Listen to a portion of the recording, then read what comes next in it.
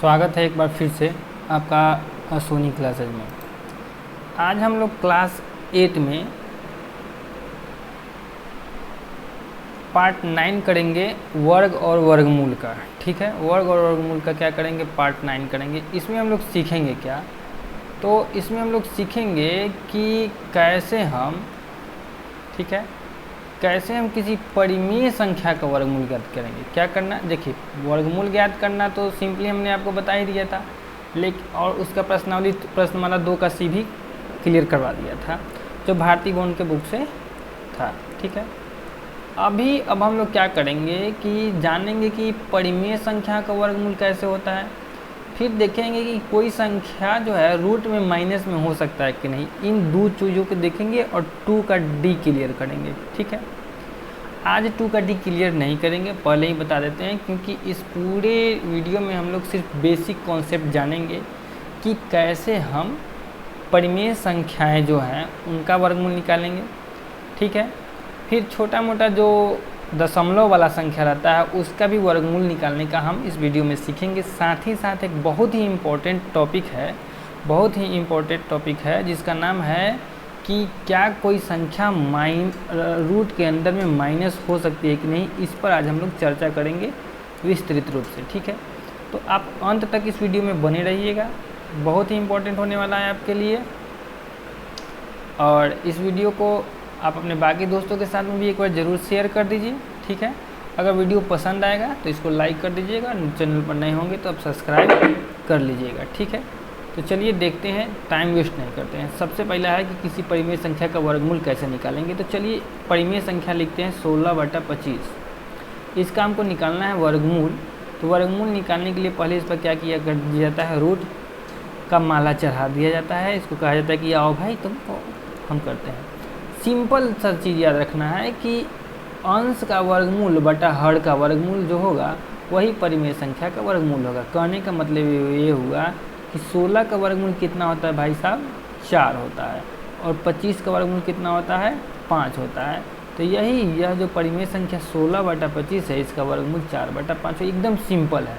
ठीक है, कुछ भी इसमें ज़्यादा करने की ज़रूरत नहीं है। जैसे कि अगर 96/169 दिया हुआ है, ठीक है, 96 नहीं लेते हैं, दूसरा कोई नंबर ले लेते हैं।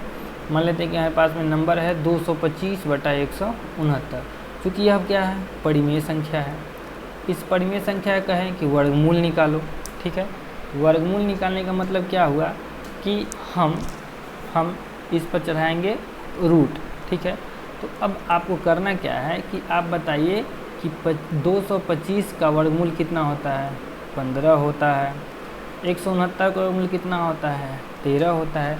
अब आप कहिए कि कैसे लिख रहे हैं 15, कैसे लिख रहे हैं 13। तो बउआ जी आप एक काम कीजिए, अब ये 9वां पार्ट है, इससे पहले का जो 8 पार्ट तक है उसको 1 बाय 1 करके आप देखते आइए, सब कुछ आपको समझ में आ जाएगा कि हमने क्या क्या कहा था आपको करने के लिए। अगर आपने उन सबको किया है तो आप बिल्कुल भी ये क्वेश्चन एराइज नहीं करेंगे कि ये 15 कहाँ से आया और फिर 13 कहाँ से आया। ठीक, तो ये तो हो गया परिमेय संख्या का वर्गमूल कैसे किया जाएगा। ठीक है, अब हमारा एक टॉपिक है कि क्या कोई संख्या रूट के अंदर में माइनस में हो सकता है। ठीक है, आपके लिए एक जानकारी बता दें कि जो कुछ भी यहाँ पर हम पढ़ा रहे हैं, ठीक है, उसका PDF आपको मिल जाएगा। PDF मिलेगा कहाँ, तो टेलीग्राम ग्रुप में मिलेगा। टेलीग्राम ग्रुप का नाम आपको पता ही है, और सोनी 55 के नाम से आपको टेलीग्राम में सर्च करना है, आपको अपना क्लास का टेलीग्राम ग्रुप मिल जाएगा। वहाँ पर जो कुछ भी क्लास होती है उसका PDF यहाँ वहाँ पर डाल दिया जाता है। जो कुछ भी पढ़ाई होता है वो सारा का सारा PDF फॉर्म में आपको मिल जाएगा। PDF फॉर्म करने का मतलब कि जैसे ही मेरा लिखा हुआ है वैसे ही वहाँ पर भी आपको लिखा हुआ मिल जाएगा, आप उसको डाउनलोड करके लिख सकते हैं। ठीक है, साथ ही साथ वीडियो को शेयर ज़रूर करते रहें अपने दोस्तों के साथ में और आगे पढ़ते रहिए। तो देखिए कि कोई संख्या क्या माइनस में हो सकता है रूट के अंदर में, तो इसके लिए आप क्या कर सकते हैं। देखिए सबसे पहले जानिए कि जो रूट में, जैसे कि रूट 9 है, तो यह जब रूट से बाहर निकलता है तो यह +3 भी हो सकता है या फिर -3 भी हो सकता है। यह कैसे हो सकता है, इस चीज़ को समझिए। देखिए हो सकता है कि +3 गुने +3 किया हुआ हो तब 9 आ गया हो, ठीक, तभी ना इस रूट 9 का वर्गमूल +3 हो सकता है। या फिर अगर आप -3 गुने -3 कीजिएगा तब भी तो +9 आएगा ना। आपको पता ही है कि माइनस गुने माइनस क्या हो जाता है, प्लस हो जाता है। तो जब -3 गुने -3 कीजिएगा तो प्लस 9 आएगा। तो अब आप सोचिए कि अगर 9 प्लस में है, ठीक है, तब या तो यह +3 का स्क्वायर हुआ होगा तब 9 आया होगा, और नहीं तो -3 का स्क्वायर हुआ होगा तब 9 आया होगा। लेकिन यही हम अगर -9 लिख दें और इसका रूट निकालने के लिए हम आपको कहें तो आप कहिएगा 3 होगा। अच्छा, 3 कैसे होगा?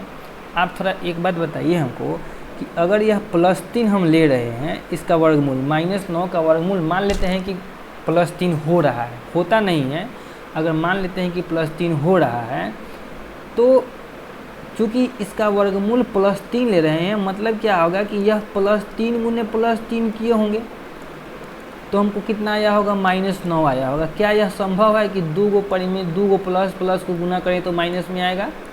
संभव नहीं है, ठीक है। या फिर आप ऐसा भी सोच सकते थे कि हो सकता है कि माइनस को गुना करेंगे, जैसे कि -9 है और इसका वर्गमूल आप -3 लिख दिए, तो क्या यह भी संभव है? -3 गुने -3 जब आप कीजिएगा तो कितना आएगा? फिर से +9 आ जाएगा। मतलब ये हुआ कि भाई साहब -9 रूट के अंदर में जाएगा ही नहीं। क्यों नहीं जाएगा? क्योंकि कोई भी संख्या या तो माइनस को 2 बार गुना करेंगे तब भी प्लस ही हो जाएगा, या प्लस को भी गुना करेंगे तब भी क्या हो जाएगा?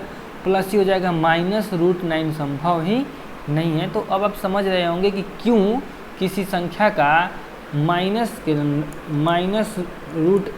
अब √a की जगह पर कोई भी संख्या जो है संभव नहीं होता है, इसका अस्तित्व ही नहीं है। नॉट एग्जिस्ट करने का मतलब होता है कि यह पाया ही नहीं जाता है, यह जो चीज़ है होता ही नहीं है। एक चीज़ और आप जानना क्या है कि जो रूट के अंदर का संख्या है, जैसे कि यह जो √9 है, ठीक है, यह जो √9 है कभी भी बड़ा नहीं हो सकता है किससे? 3 से। मतलब कि रूट का जो अंदर का संख्या है ना, इससे बड़ा ही नहीं होगा। क्योंकि कैसे बड़ा नहीं होगा? क्योंकि यह जो √9 होगा यह तो फिर जब निकलेगा तो किससे के बराबर हो जाएगा? 3 के बराबर ही हो जाएगा, ठीक है। अच्छा, अब थोड़ा सा मैं आपको बता दें कि दशमलव जो भिन्न रहता है उसका वर्गमूल हम लोग कैसे निकालेंगे, ठीक है। तो इसमें आप नॉर्मल वाला विधि से समझिए, जब 3 का D हम लोग पढ़ेंगे तब उसमें जानेंगे। अभी यहाँ पर नॉर्मल समझिए कि कैसे है। जैसे मान लीजिए कि हमको दिया हुआ है 0.16 दिया हुआ है रूट के अंदर में, इसका वर्गमूल कैसे निकालेंगे, ठीक है। तो इसके लिए एक आसान सा उपाय हम आपको बता रहे हैं। पहले 16 लिख दीजिए, ठीक है, बटा कीजिए और ये दशमलव काट दीजिए। दशमलव काटने के बाद में 1 लिख दीजिए और दशमलव के बाद में जितना जो अंक है ना उतना 0 बैठा दीजिए, ठीक है। हम क्या किए हैं कि इस दशमलव को भिन्न में बदल दिए हैं। Change decimal into fraction. Decimal को आप फ्रैक्शन में या फिर रेशनल नंबर में चेंज कर लीजिए। अब बताइए 16 का वर्गमूल कितना होगा? 4। 100 का वर्गमूल कितना होगा? 10। जब आप 4 में 10 से भाग करते हैं तो कितना आता है? 0.4 आता है, 0.4 आता है। कभी कभी लोग हड़बड़ी में क्या करता है कि जैसे 1.6 देखा और कहा भाई इसका वर्गमूल 0.4 होगा। भाई गलत होगा। क्यों गलत होगा? क्योंकि जब आप 0.4 गुने 0.4 करते हैं तो 4 चौका 16 तो हो गया, और दशमलव कैसे लगाते हैं उसको भी समझिए। एक अंक के बाद में इसमें है और एक अंक के बाद में इसमें है, तो टोटल कितना अंक के बाद में दशमलव होगा? 2 अंक के बाद में दशमलव होगा। यानी कि एक अंक 6 है, एक अंक 1 है, तो 2 अंक हो गया और दशमलव यहाँ लगेगा, यहाँ लगेगा। तो जल्दीबाजी में आप कोई गड़बड़ी नहीं कर दीजिएगा, ठीक ना। जल्दीबाजी में कोई गड़बड़ी नहीं करना है, समझ रहे हैं बात को? वेरी गुड, समझ ही जाइएगा आप, समझ रहे हैं बात।